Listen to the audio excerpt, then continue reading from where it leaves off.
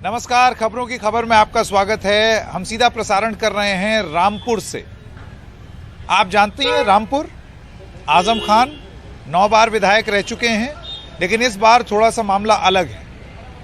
इस बार पहली बार वो एक प्रत्याशी हैं, लेकिन जेल से।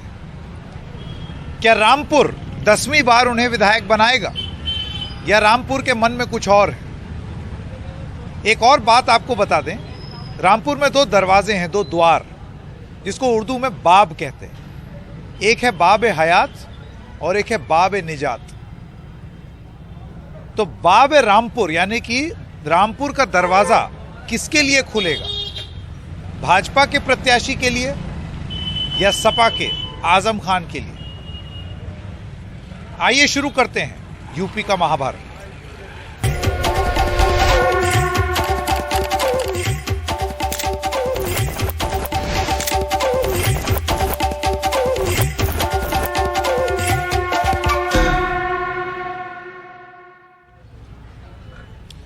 और इस सिलसिले को आगे ले जाने के लिए देखिए, एक तो है सतही तरीका कि लोगों से बात कर लें, लोगों से पूछ लें माहौल क्या है।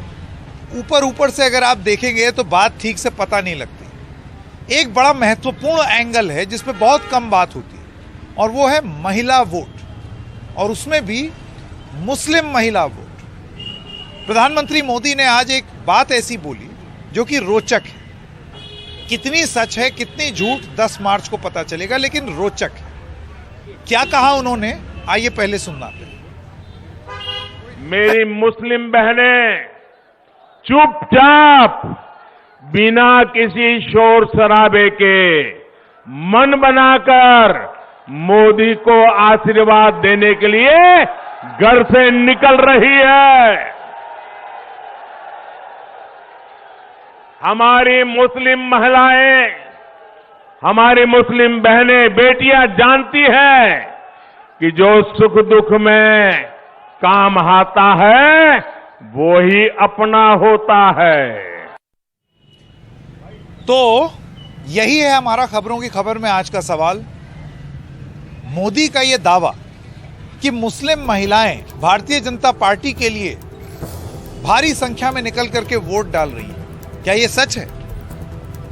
आइए अपने मेहमानों के पास चलते हैं। सबा नकवी वरिष्ठ पत्रकार हैं, हमारे साथ जुड़ गए हैं, और कात्यायनी चतुर्वेदी, आप भाजपा समर्थक हैं। आप दोनों का बहुत बहुत स्वागत है। सबा नकवी, मैं आपके पास आना चाहता हूं। ये जो प्रधानमंत्री का विश्लेषण है, इसको आप किस तरीके से देखते हैं इस चरण में, और आगे के लिए उनका ये कहना कि मुस्लिम महिलाएं जो हैं वो बीजेपी के साथ? देखिए संकेत, प्रधानमंत्री उस माहौल में कह रहे हैं कि जब दुनिया देख रही है कि हिजाब का मुद्दा जो कर्नाटक से उभरा है, उसमें हिंदुस्तान की छवि अच्छी नहीं जा रही है। मैं खुद हिजाब नहीं पहनती, लेकिन उसमें अलग मुद्दे हैं कि मुस्लिम महिलाओं को ही बेइज्जत किया जा रहा है। इसका मुझे तो कहीं कुछ नहीं दिखा। हो सके 1-2 लोग होंगे इधर उधर, वो हर जगह होंगे। कुछ मुस्लिम मर्द, मुस्लिम महिलाएं हैं जो बीजेपी को वोट देती हैं, अलग अलग उनके रीजंस होते हैं, लेकिन कुछ भी मुझे सबूत नहीं मिला है कि मुस्लिम महिला अलग से होकर प्रधानमंत्री को वोट देंगी। तो उन्होंने कह दी ये बात, और ये निशाना उनका है जो उनकी इंटरनेशनल इमेज है, कि क्योंकि लोग हिंदुस्तान के बारे में अब कहने लगे हैं कि हिंदुस्तान में इतनी बड़ी माइनॉरिटी की विमेन सुरक्षित है उनका।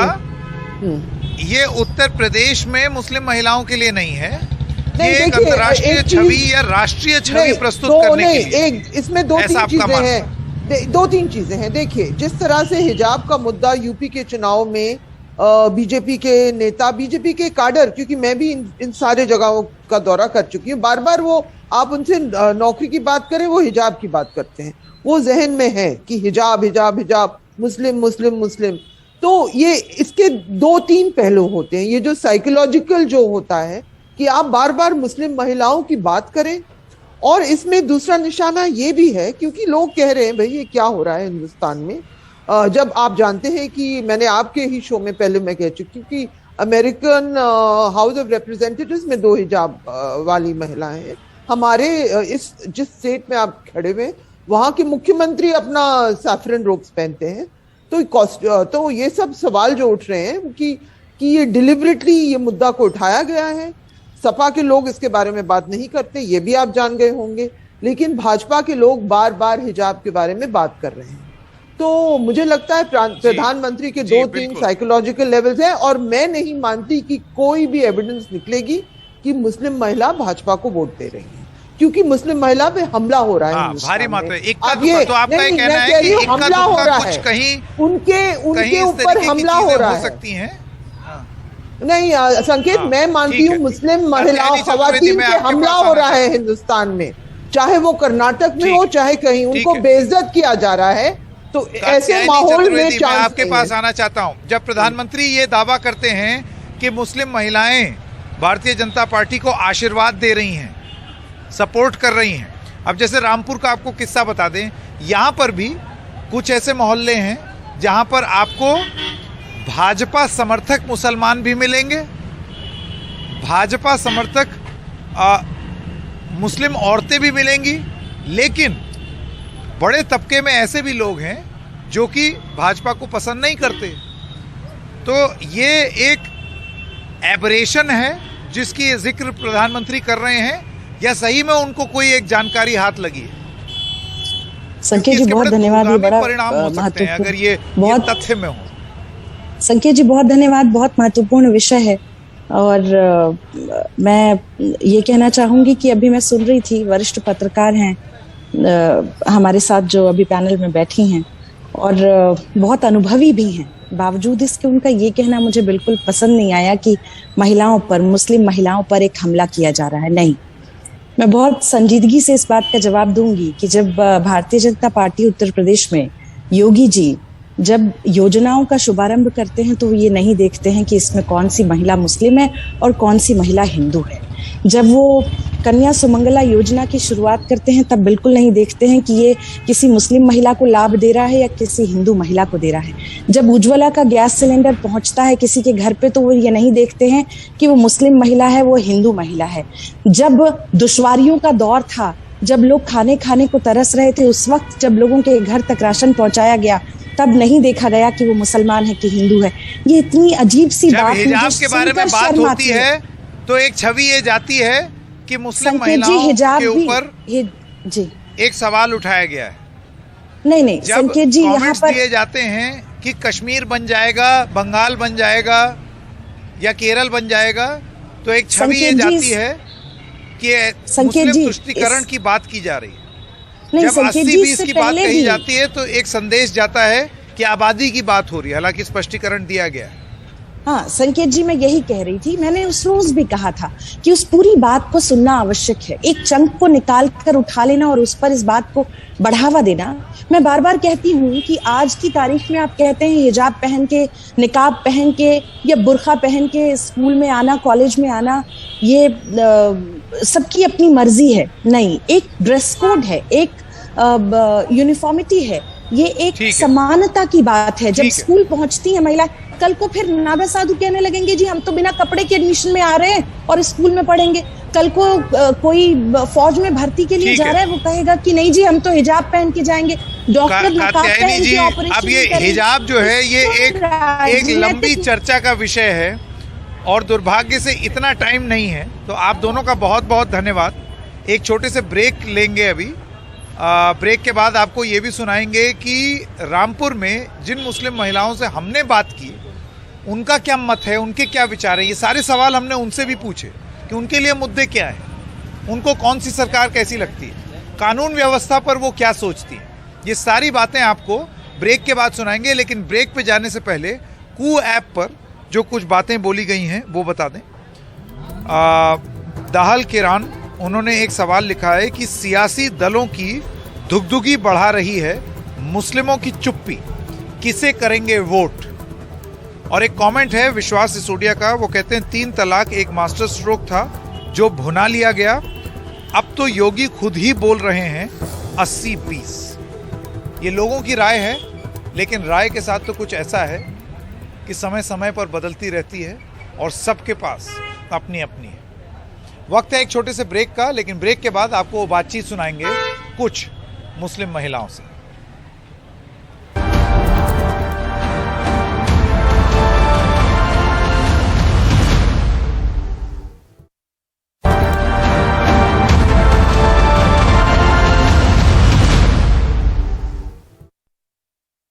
तो इस वक्त हम रामपुर में हैं और रामपुर की महिलाओं के मन में क्या है, वो किस तरीके से वोट डालेंगे, आइए उनसे पूछते हैं।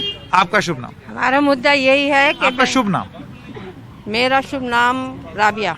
जी राबिया जी, क्या मुद्दा है आपके हमारा लिए? मुद्दा यही है कि महंगाई बेइंतहाई है, रोजगारी बेरोजगारी है, कमाइयाँ इतनी है नहीं, बिजली की परेशानी, पानी की परेशानी, हर चीज की परेशानी। हम किस किस चीज की परेशानियों को रोएं और उसको भुगते हैं, ये मुद्दा है हमारा।